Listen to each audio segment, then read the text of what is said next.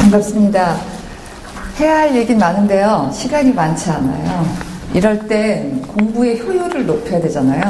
어떻게 해요? 요점 정리를 잘해야 돼요. 처음에 한 얘기 잘 안 잊어버리시잖아요. 맨 처음에 내가 무슨 얘기 들었더라. 제가 오늘 드릴 50분 동안의 이야기의 핵심 첫 번째는 성적의 대역전은 가능하다예요. 아이를 믿고 또 어머님이 자기를 믿으시면 아이의 성적은 분명히 달라질 수 있습니다. 근데 성적을 오르려고 할 때 핵심 하나 있어요. 사교육 일단 정리 좀 하셔야 돼요. 왜 지금 공부 좀 하겠다는데 왜 또 학원은 끊으라는 거야? 라고 생각하실 수 있잖아요. 아이가 나만의 공부 시간을 확보를 해야 돼요. 가만히 생각해 보세요. 그냥 쉽게 생각해 보면요. 아침에 학교 가서 7시간, 8시간 수업을 뭐예요? 들어요. 수업을 들어요. 그 끝났어요. 학교 공부. 학원에 또 가요. 그러면 또 뭐를 해요? 들어요. 그냥 듣다 끝나요. 듣다 끝나요. 공부가 아니에요. 자, 자세한 얘기는 핵심이. 그래서 자기가 직접 공부하는 시간을 확보해 줘야 돼요. 그 학원 끝나고 밤 10시, 9시, 10시에 들어오면 뭐 해요? 숙제라는 거를 해야 돼요. 학교 숙제도 해야 되고 학원 숙제도 해야 되고 초등학생들도 학원 숙제하느라고 막 정신이 없어요. 그거는 시켜서 하는 짓이에요. 아이들 생각에. 공부가 아니에요. 그러니까 이제 새벽 2시, 3시 돼서 그때부터 자 이제 내 공부를 할 거야 해서 진짜로 공부를 할 수 있는 아이? 없습니다. 어머님들 그렇게 하시겠어요? 절대 할 수가 없습니다. 새벽 2시, 3시까지 지금 책상에 앉아있다 왔는데 또 앉아서 뭘 하는 건 죽으란 얘기예요. 그냥. 그래서 안 됩니다. 사교육 좀 정리하시고 아이에게 진짜 공부가 뭔지, 공부를 하면 뭐가 재밌는지, 공부라는 녀석이 어떤 즐거움을 나에게 주는지, 자, 이걸 느끼게 해주면 돼요. 그 어떻게 느끼게 해줄 수 있나요? 자, 아까 잠깐 말씀드렸죠. 다 잊어버리셔도 좋은데 매일 정해진 시간에 같은 공부를 한번 시작해 보셔라. 이게 오늘 제가 드릴 말씀의 핵심입니다. 요점 정리 끝났어요.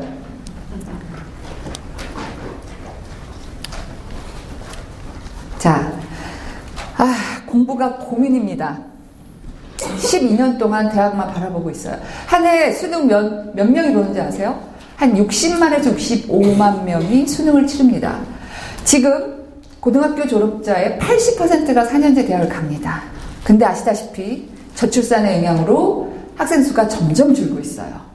지금 중학생이 수능을 봐서 대학을 갈 때쯤이면 4년제 대학의 총 입학 정원 수보다 수험생이 더 적을 거다 라는 전망치가 나오고 있습니다. 그 얘기 무슨 얘기냐? 원하면 학비 낼 능력이 부모가 있으면 4년제 대학은 그냥 간다 하는 얘기입니다. 근데 대학 가기가 더 어려워졌어요. 대학 가기가 더 어려워요. 왜 어렵냐? 제가 8호 학번인데요. 제가 대학을 갈 때 서울에 그냥 동네 작은 고등학교를 다녔는데 저희 담임선생님이 고3 때 그랬어요. 전국에서 여학생이 대학을 가는 건 2%다. 저는 아직도 그 말이 생각나거든요. 대학 가는 숫자 자체가 여학생 특히 많지 않았어요. 지방에요. 집안에 돈이 좀 있어야 서울로 왔어요. 혹시 대충 들어서 아시죠? 지방에 있는 국립대 명문대학으로 다 갔어요. 지역에서 공부 잘하는 친구들이. 지금은 굉장히 뭔가가 달라졌어요. 소위 말해서 어떤 엄마들 서울의 8대 명문이라고 합니다. 8개의 대학을 딱 꼽아요. 전국에 60만에서 65만이 그 8개 대학을 쳐다보고 있어요. 그러니까 대학 가기가 엄청 어려운 거예요. 왜 날이 갈수록 이렇게 대학 가기가 어려워졌는지 모르겠어요. 인서울이라고 들어보셨죠? 이건 뭐 서울에 있는 대학만 가면 이렇게 되는 거야. 경쟁률이 장난 아닙니다. 소위 말해서 S대, Y대, 뭐 K대는 공부 잘해서 간다고 하죠. 그 밑에 그냥 제가 편하게 말씀드리면 뭐 성균관대, 중앙대, 한양대 예를 들어 이런 학교들은 아이들이 뭐라고 부르냐면요. 뭐 3대가 공덕을 쌓아야지 이런 게 아니라 신의 아들이 가는 대학이래요. 이게 뭔 소리냐 그랬더니 왜 거기가 신의 아들이냐. 경쟁률이 너무 세서 이건 성적이 아니라 운빨이라는 거예요. 운빨. 0.2점, 0.5점, 0.7점 이런 거 가지고 당락이 결정이 되는 그런 상황인 거예요. 그러니까 이 공부를 잘했으면 서울대나 연고대 넣겠죠? 그 딱 비슷한 전국의 아이들이 엄청 몰리는 거예요. 너무너무 어려워요. 이게 어려워요. 아까 얘기 들으셨지만 예전에는 나 350점 맞았어. 그럼 350점이 붙느냐 떨어지냐로 결정되잖아요. 지금 그게 아니죠. 학생부 보죠. 인터뷰도 하죠. 논술도 보죠. 0점 몇 점 가지고 당락이 결정납니다. 대학 가기가 너무 어려워요. 더군다나요. 소위 말해서 1등급이라는 걸 받아야 되는데 아시죠? 수능에서 뭐 올해 이제 2016학년도는 만점자가 좀 줄었어요. 근데 작년만 해도 한 30명 나왔습니다. 문이과 합쳐서. 전체 만점. 과목별로 따지잖아요. 영어하고 국어는요. 만점을 받아야 1등급입니다. 하나 틀리면 2등급이에요. 어머님들 생각해 보세요. 시험을 봤는데 실수라도 하나는 틀릴 수 있는 거 아니에요? 그죠? 올해는 상황이 달라요. 올해는 2개까지도 1등급이 나오고 그랬습니다. 뭐 A형, B형 해서 달라져서 좀 어려웠어요. 문제가. 작년까지. 기본적으로 100점을 맞지 않으면 1등급이 안 됩니다. 1등급이 안 되면 아시죠? 인서울을 일단 접고 가야 되는 구조예요. 영어, 국어, 수학 2등급까지는 최악 끊어줘야 인서울을 바라봅니다. 대학 원서 넣을 때 등급이 어디까지 있는지는 아세요? 1부터 몇 가지 있어요? 9까지 있습니다. 초등학교 자녀를 두신 어머님들 잘 모르실까봐 1부터 9까지 등급은 있어요. 지금 중고등학교 자녀를 두신 어머님들은 아마 아실 거예요. 전교 1등 중간고사, 기말고사 평균이 얼마냐고 한번 가서 물어보세요. 니네 학교 전교 1등은 평균이 얼마냐? 99에 달합니다. 수행평가도 있고 뭣도 있어요. 어머님 생각해보세요. 99가 웬 말이냐?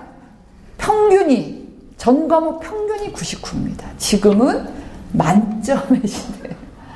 애들이요, 중고등학생들이 공부를 할 때요, 목표가 100점이어야만 해요. 그래야만 어디 가서 나 공부 좀 한다고 명함을 내미는 게 지금 상황입니다.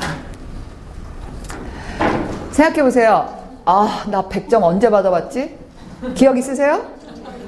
기억 있으세요? 꿈이런가 하노라. 그쵸? 100점이 웬 말이냐? 100점 어떻게 해야 맞아요?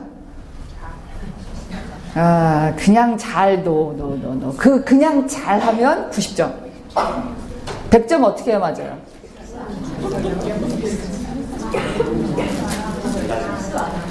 선생님만큼 알아야 100점 맞습니다. 선생님들도 이 상황을 알기 때문에 문제를 어떻게 내요?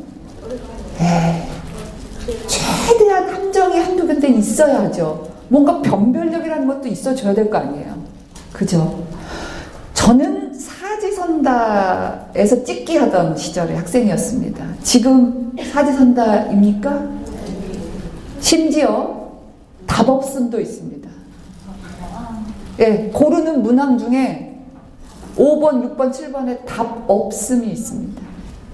지금 한창 문제를 집중하고 있다가 답이 없네. 이거를 알아내야 100점을 맞습니다. 선생님만큼 알고 선생님처럼 문제를 대해야 100점을 맞습니다. 얼마나 어려운 상황인지 아시겠죠? 그 공부의 깊이와 양이 얼마나 많아야 되는지 아시겠죠? 그러다 보니 그런 얘기들이 나왔습니다. 뭐 초등학교 4학년 때 뭐 성적이 뭐 끝까지 간다. 그 얘기가요 얼마나 무서운 얘기인지 아십니까? 10살이잖아요. 10살, 11살 때 모든 공부가 끝났다. 이거이 막 제가 그래 고등학교 1학년 첫 시험 중간고사가 끝까지 간다. 그 얘기가 얼마나 무서운 얘기냐면요. 너 고등학교 3년 동안 죽어라고 공부하면 이성적 유지. 대충 공부하면 하락. 이란 뜻이에요.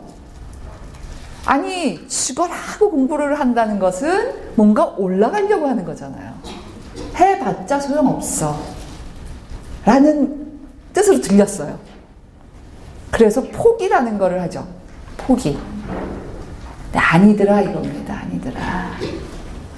공부의 양과 질이 이렇게 어마무시한 상황임에도 불구하고 그걸 뚫고 공부의 대역전극을 만들어내는 아이들이 있더라 하는 얘기입니다. 있어요. 제가 만나봤기 때문에 어머님들한테 이렇게 얘기를 하고 다닙니다. 자랑질을 하고 다녀요. 가능하다?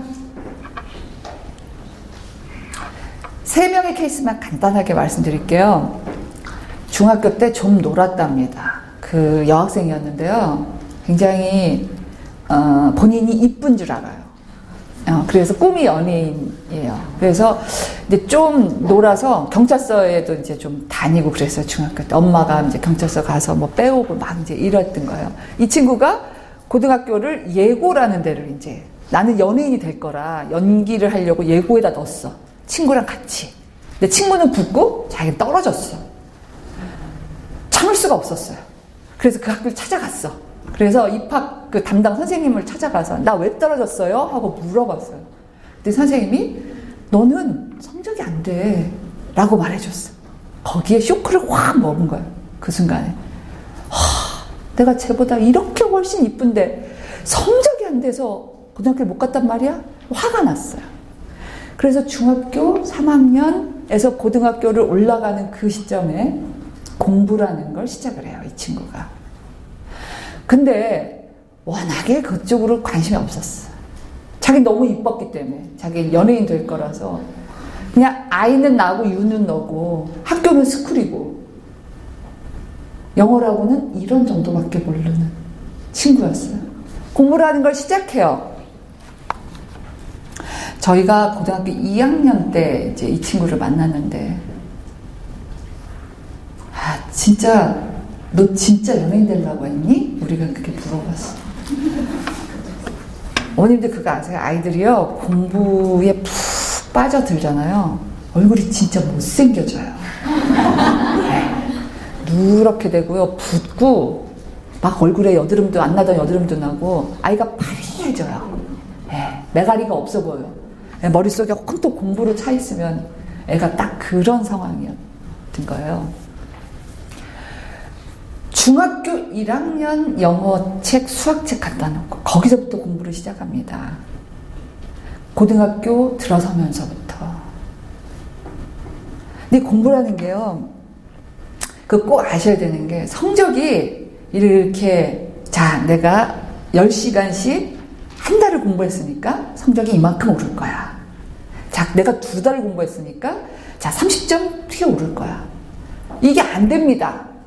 성적이 이렇게 오르는 게 아니에요. 쭉 가요 그냥 몇 개월 동안. 그러다가 어느 날 에스컬레이터를 푹 타고 올라가는 구조예요. 견디기가 굉장히 어려워요. 그 과정을 초반에는 참 힘듭니다. 고등학교 1학년 그 수업을 계속 들어야 되는데 이건 뭔 소리인지 하나도 모르고 중학교 책을 보고 있으니 시험을 보면 성적이 나오겠어요? 안 나와요. 얘가 1년을 그 싸움을 딱 하고 나서 2학년이 되고 나서야 이제 성적의 변동이 조금 생깁니다. 그 친구가요, 그렇게 공부를 해서 그 3년 고등학교 끝나고는 못 갔어요. 대학을, 원하는 대학을 못 갔어요. 재수했어요. 재수해서 그 친구는 일반 고등학교를 다녔는데 연세대학에 갔어요. 그 친구 공부할 때 4시에 일어나요. 2시 반에 잤는데. 그래갖고 엄마를 앞에 앉혀놓고 영어 단어 같이 외워. 너무 졸리니까.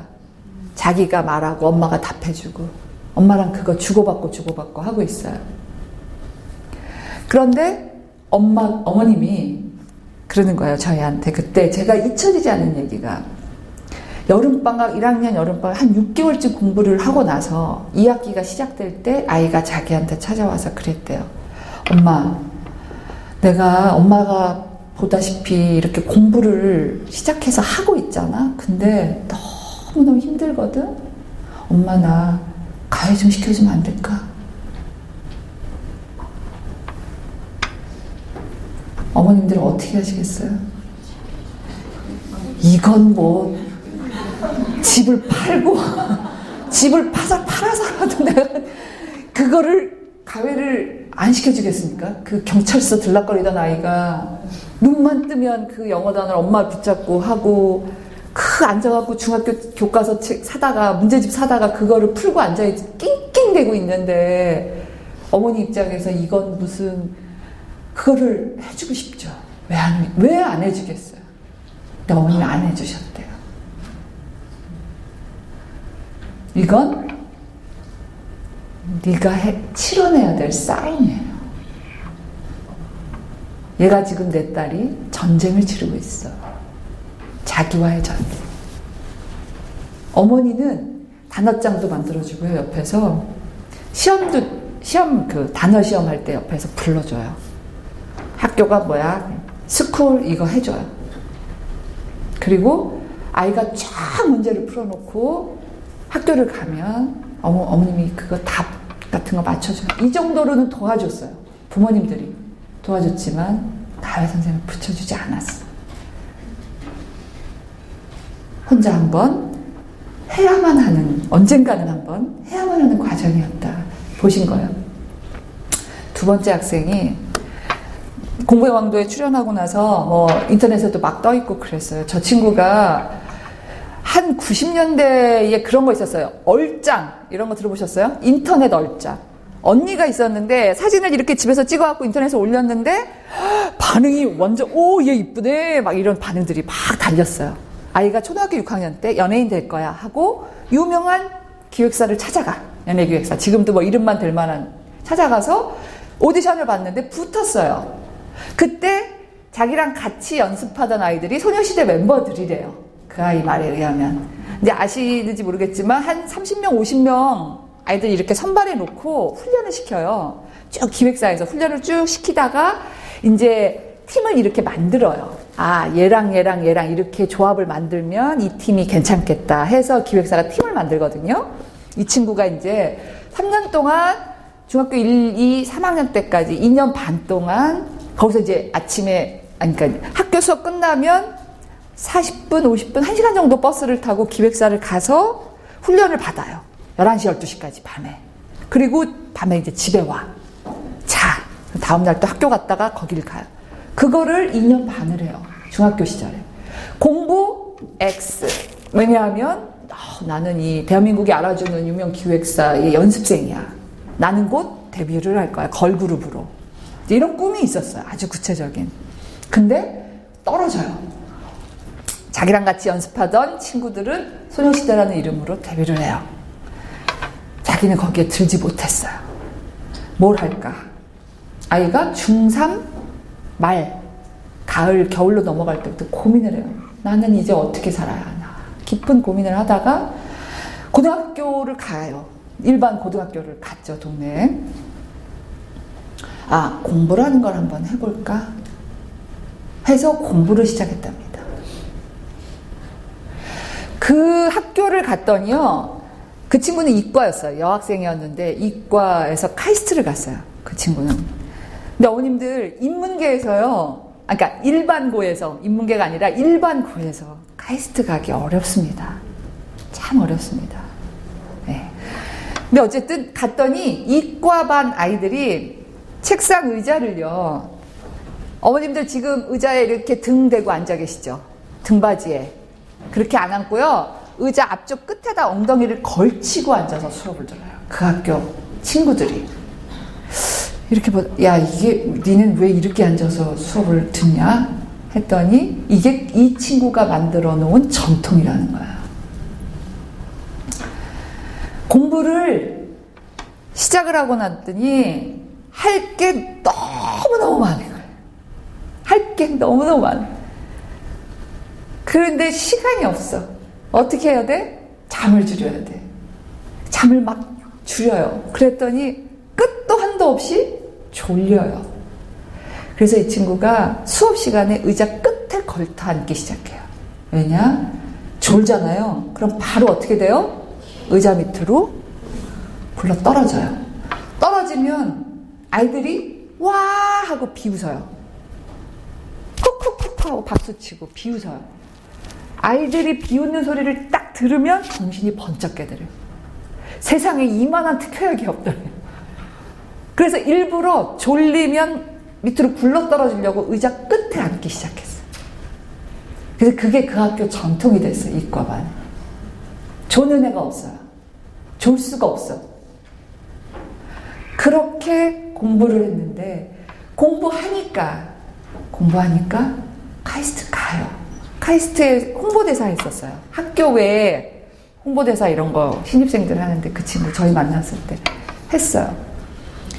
학교에서 선생님하고 학교 수업 들으면서 독학만 먹고 하니까 대학은 가게 돼요.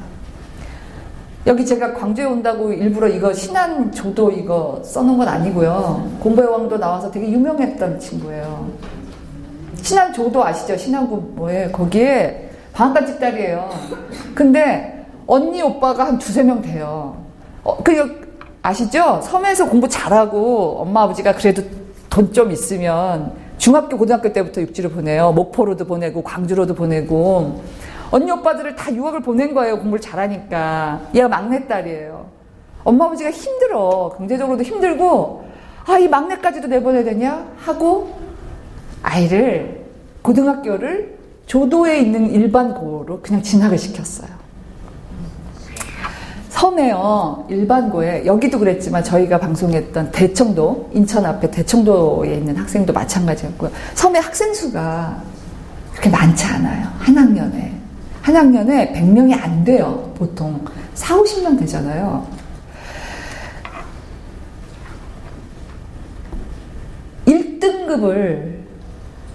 1등급을 자기가 3년 내내 갖고 있어야 서울에 있는 대학을 갈 것 같은 거예요.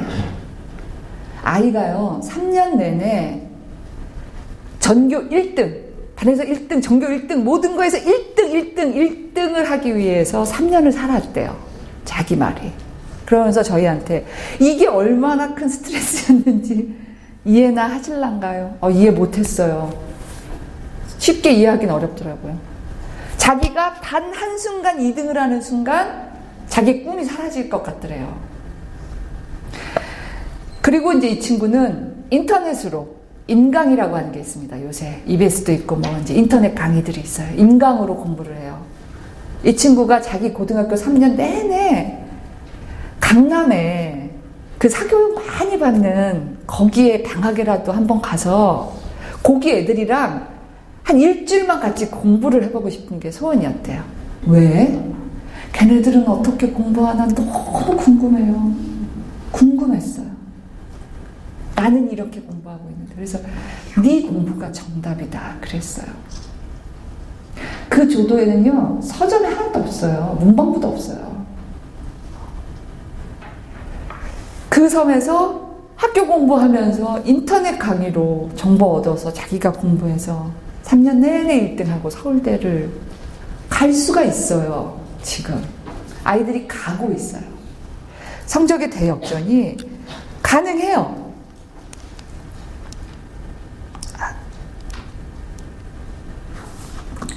근데 제가 공부의 왕도를 만 4년을 쭉 진행을 하면서 많은 아이들이 제가 내린 공통점이 사교육 의존도가 굉장히 낮아요.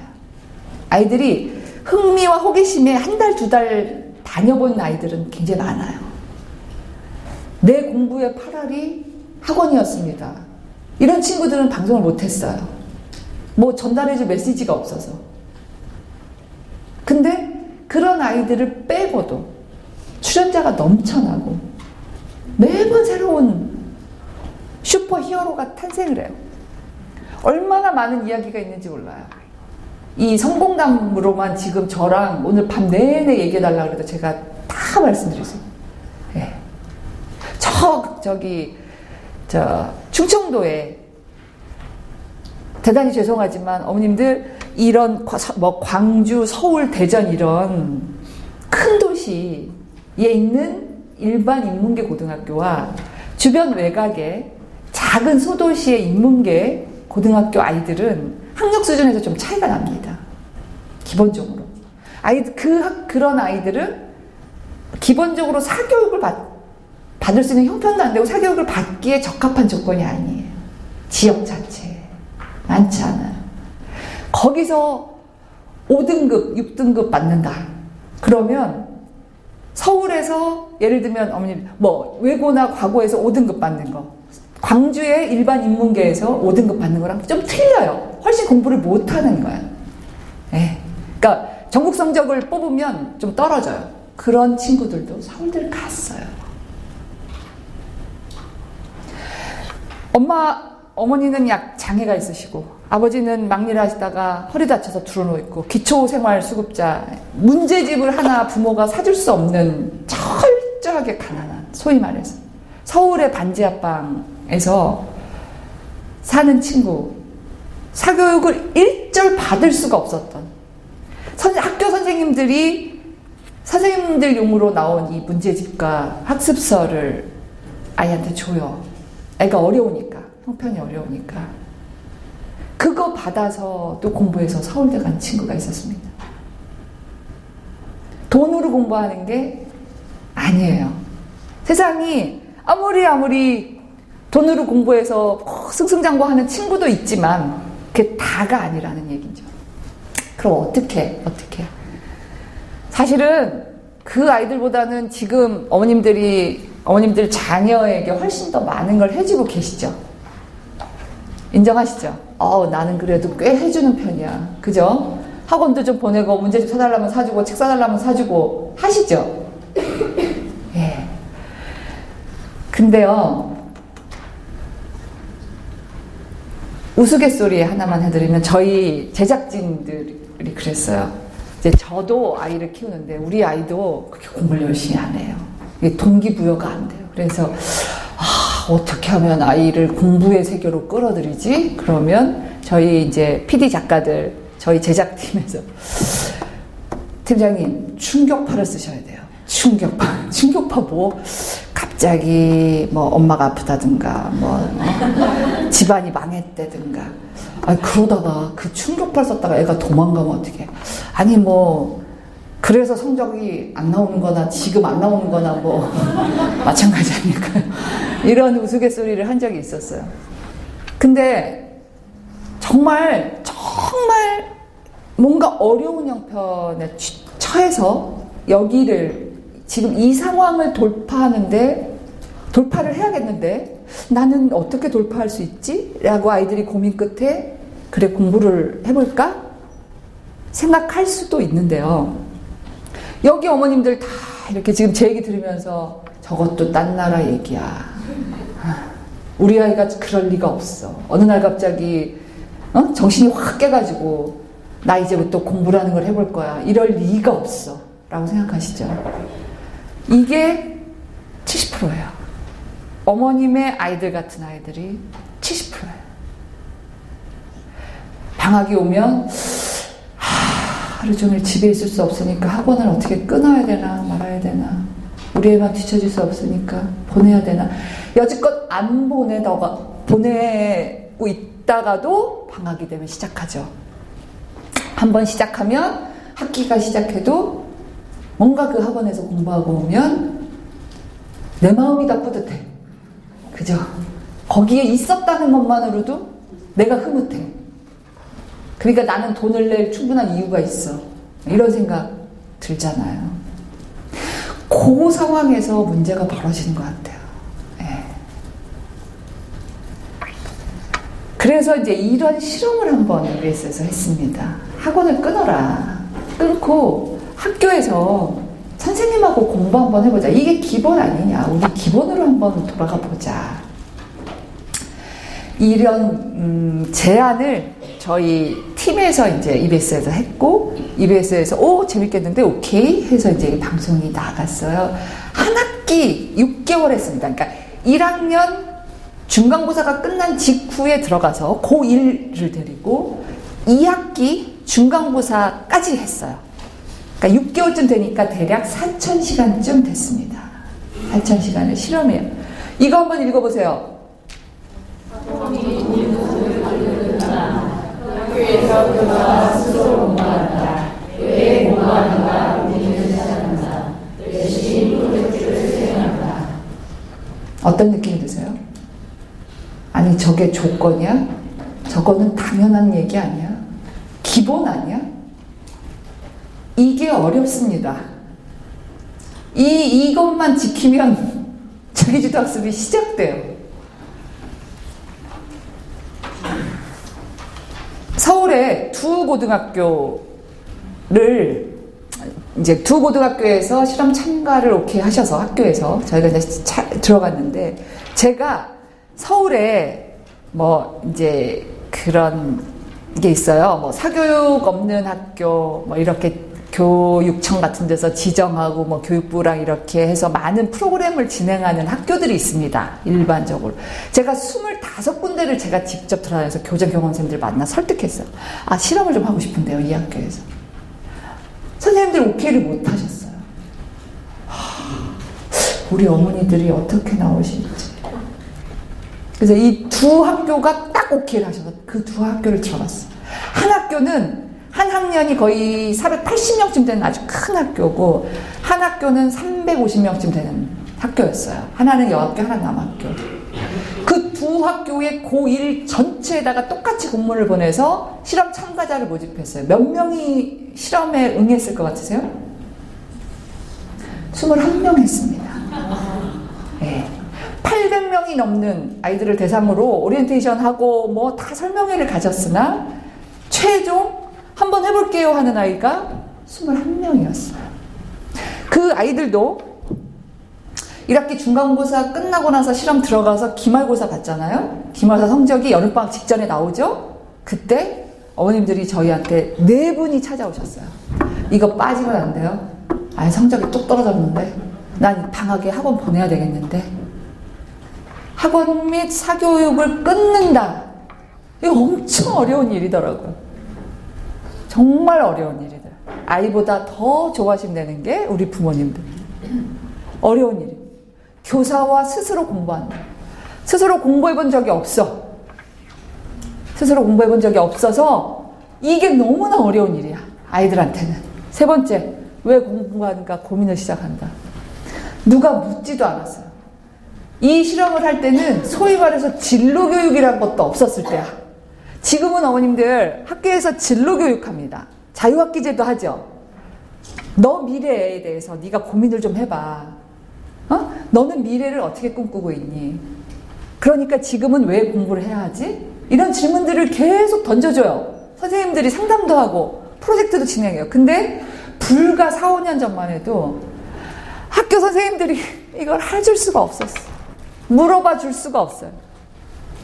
너는 왜 공부하니라고 아무도 물어봐 주지 않았어요. 그래서 아이들은 고민하지 않았어요. 고민을 해야 하는지도 몰랐어. 열심히 프로젝트를 세운다. 6개월 동안요, 공부의 계획을 세워놓고 목표를 정해놓고 그걸 향해 달려가는 게 쉬울 것 같으세요? 어려울 것 같으세요? 어머니 그냥 단순하게 생각해. 카메라가 옆에 이렇게 붙어 있고요. 내 공부방에 CCTV 걸어놔도요. 3일만 지나면 저거 가리고 도망쳐요. 애들. 아이에게 이 프로젝트를 열심히 수행한다라고 하는 사실은 굉장히 어려운 일이었어요. 6개월 동안. 그것도 3일이 아니라 6개월. 결론부터 말씀드리면 결과가 무지무지 좋았습니다. 실험자 60%가 성적이 향상됐고요. 자기주도 학습 검사라고 하는 게 그 당시에 있었어요. 근데 이제 저희 이 나눠드린 책에 여기 자료에 자세히 읽어보면 되는데, 예를 들면 저런 거예요. 시간과 공부 조절. 공부를 위해서 내가 시간 관리를 어떻게 하는가? 이 아이가 그럴 시간 조절 능력이 있는가?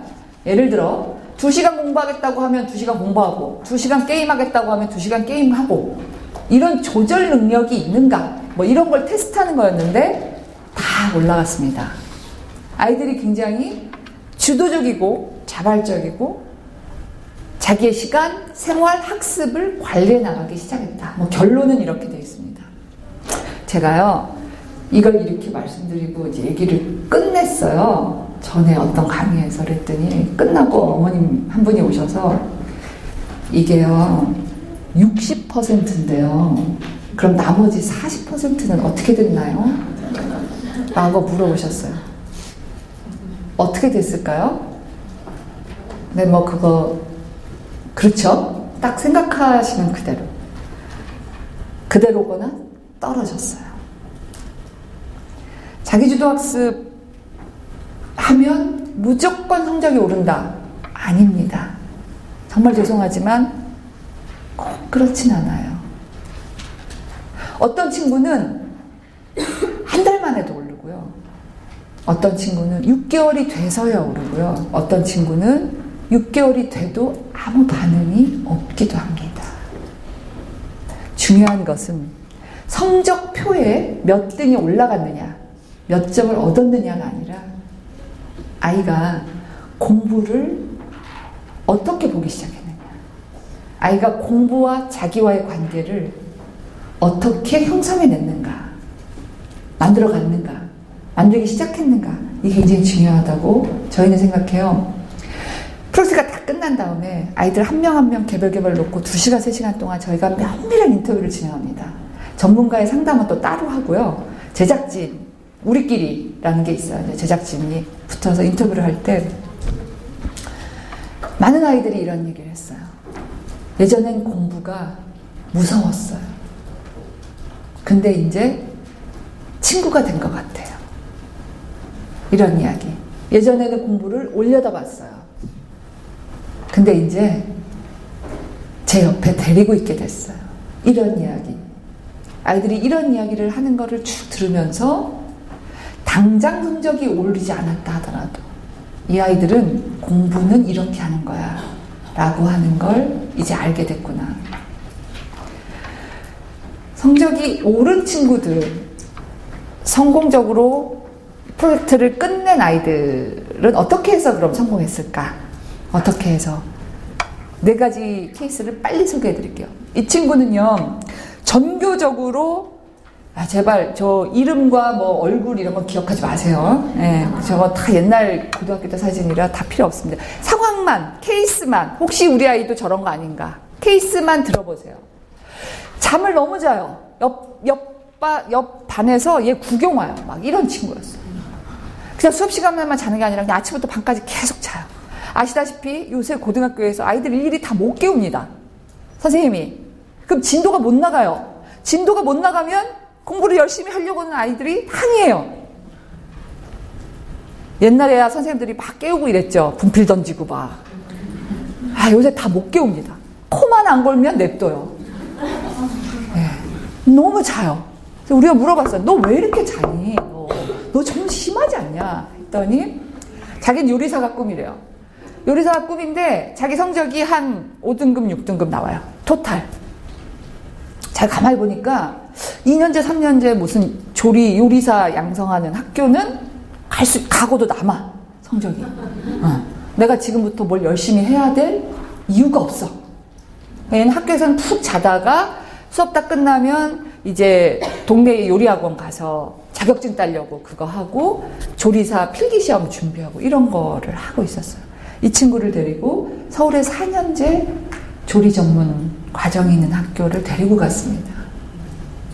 아이가 숨을 못 쉬었어요. 저희가 정말 빨개져가지고요.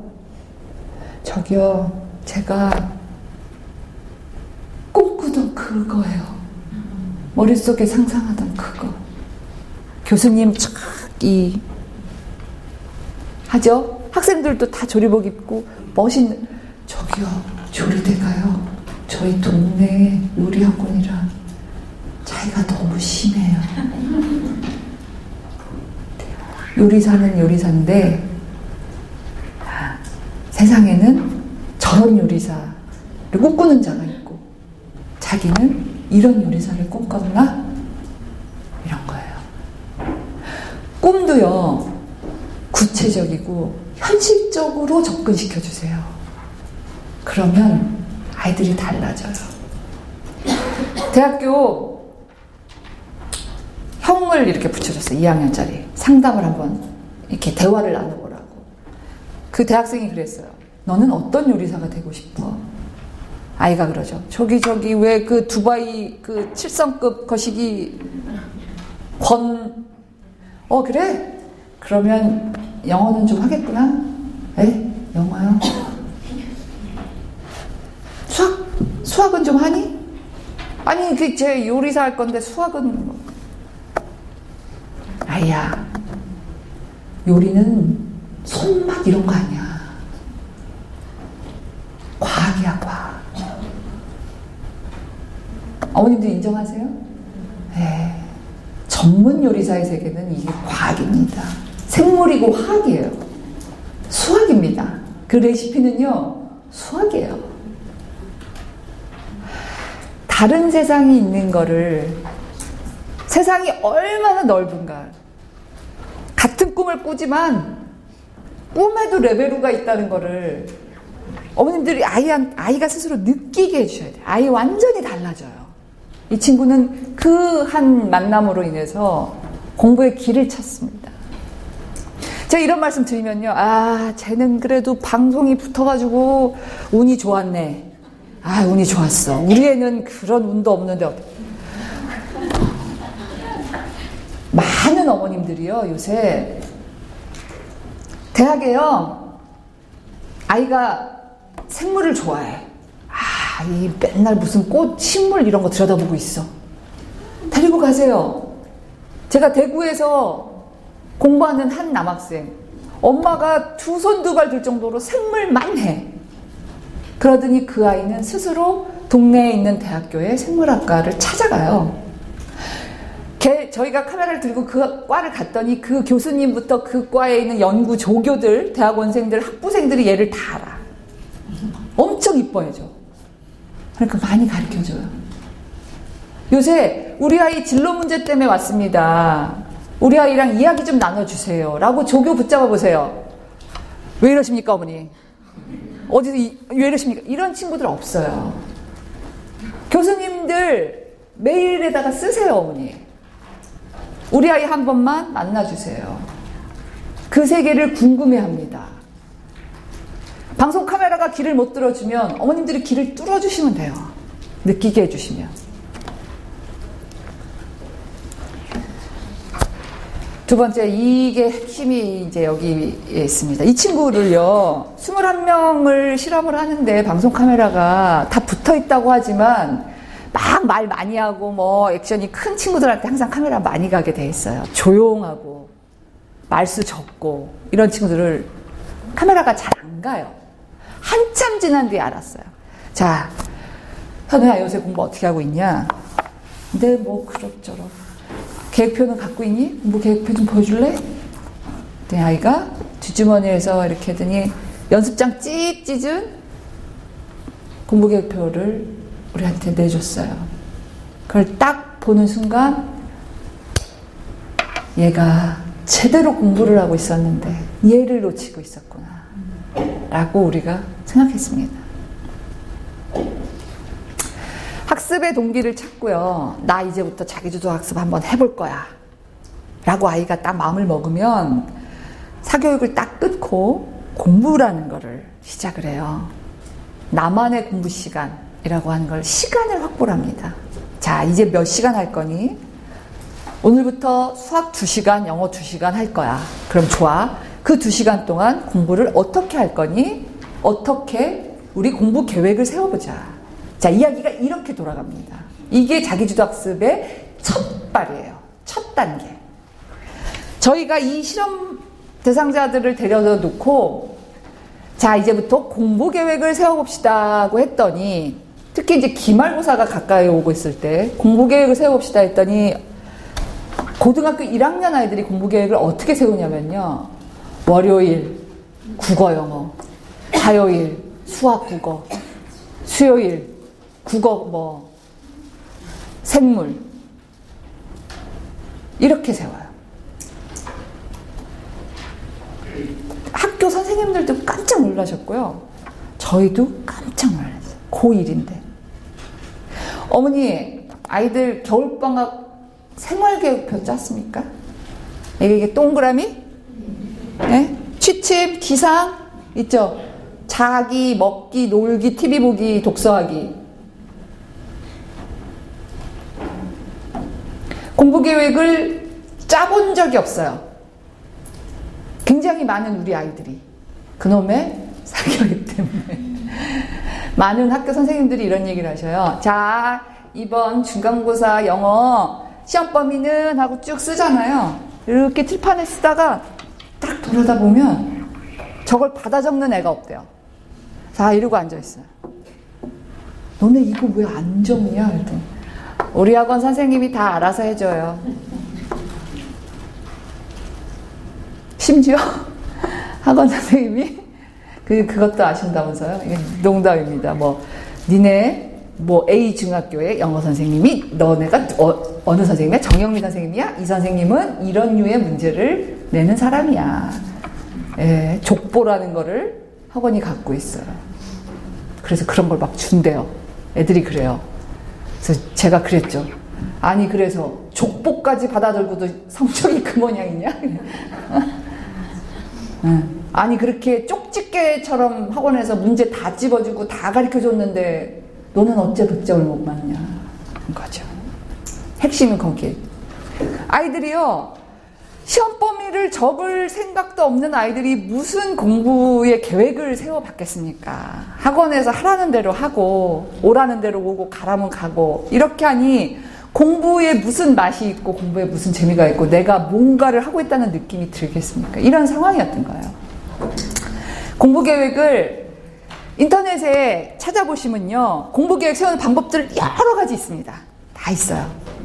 핵심은 시간을 정하고요. 과목을 정하고요. 분량을 정하는 거예요.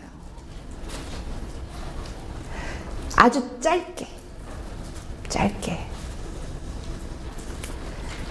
근데 이제 제가 아이들을 이렇게 면밀히 요거 자기주도 학습의 시작 단계에 있는 아이들을 면밀히 관찰을 해보면 그렇죠. 저희 얘네들 데리고 여름방학 때 한 것도 그랬어요. 한 친구가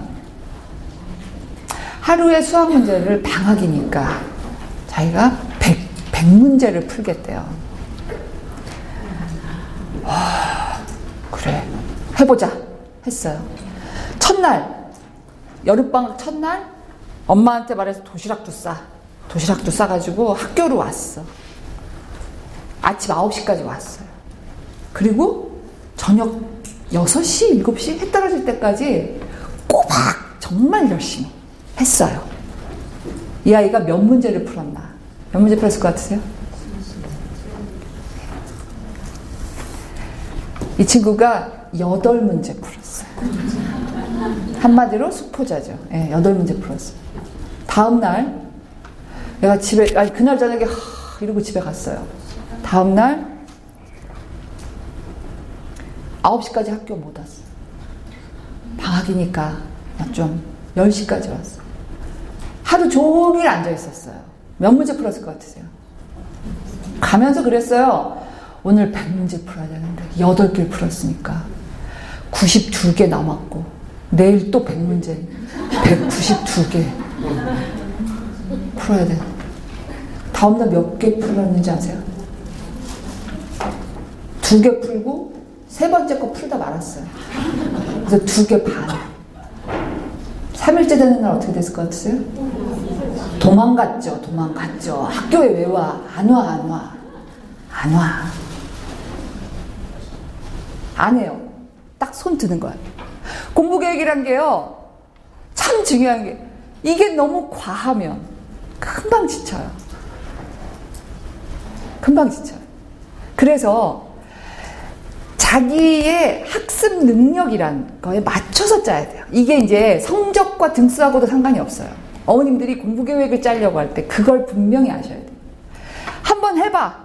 그럼 나는 1시간에 영어 단어를 몇 개 외울 수 있나?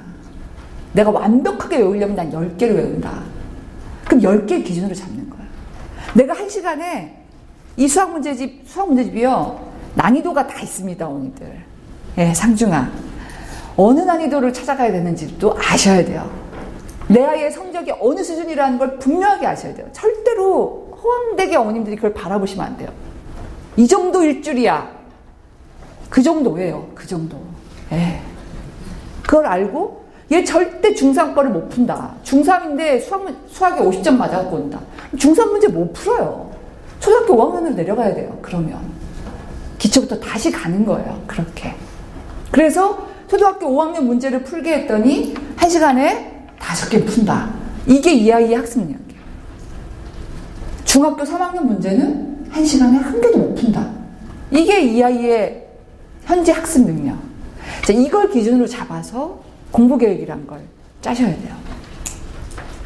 시간이 없는 관계로 제가 한 케이스만 말씀드리고 일단 마무리하겠습니다. 한 친구가요, 여름방학 시작하는데 이제 영어 공부를 시작하기로 했어요. 얘가 영어 성적이 전교 꼴찌야.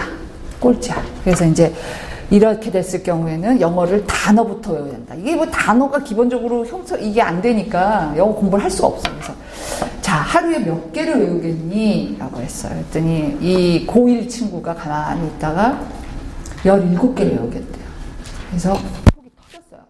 이 제작진은요, 아이가 성적이 좀 올라야 되잖아요, 결국. 아이야, 요새 초등학생도 하루에 50개씩 외운다. 너가 고1인데 어떻게 17개를 외우냐, 방학인데. 그랬더니 아이가 그랬어요. 제가 중3 여름방학 때는요, 하루에 1개도 안 외웠거든요. 자, 그렇게 시작했어요. 아, 근데 왜 17개인지는 아세요? 왜 17개냐, 그러면? 네, 자기 나이가 17살이라고. 17개를 찍은 거예요, 그냥. 그런 아이였어요. 근데 그 아이가 방학 4주 동안 어떤 날은 17개를 외우고, 어떤 날은 그거보다 덜 외우고, 어떤 날은 더 많이 외웠어요. 그리고 4주가 끝났을 때 저희가 시험도 보고 막 그런 거 했어요. 제작진이 받아쓰기 해주고 막 이런 거 했어요. 400개 정도의 영어 단어를 외운 것 같아요. 저희가 알았어. 근데 그 아이의 2학기 중간고사의 영어 성적이 7, 80등이 떴어요. 등수로만. 그래서 영어 선생님하고 저희가 그랬어요. 선생님, 고등학교 영어 별거 아니네요. 이거 뭐 영어 단어 400개 외우니까 성적이 푹 올라가네요. 그러게 이상한데요. 이럴 리가 없는데.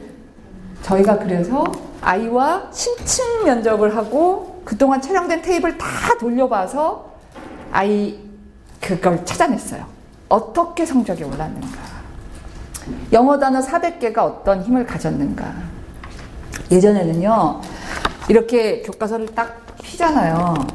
첫 문장을 딱 공부하려고 앉아서 이렇게 첫 문장 보는데 무슨 말인지 모르겠어요.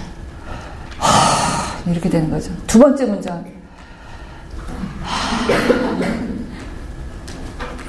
첫 번째 문장과 두 번째 문장 사이가 눈으로 읽는데 거의 한 1분? 네. 세 번째 문장 딱 들어가는 순간 잠이 쏟아집니다.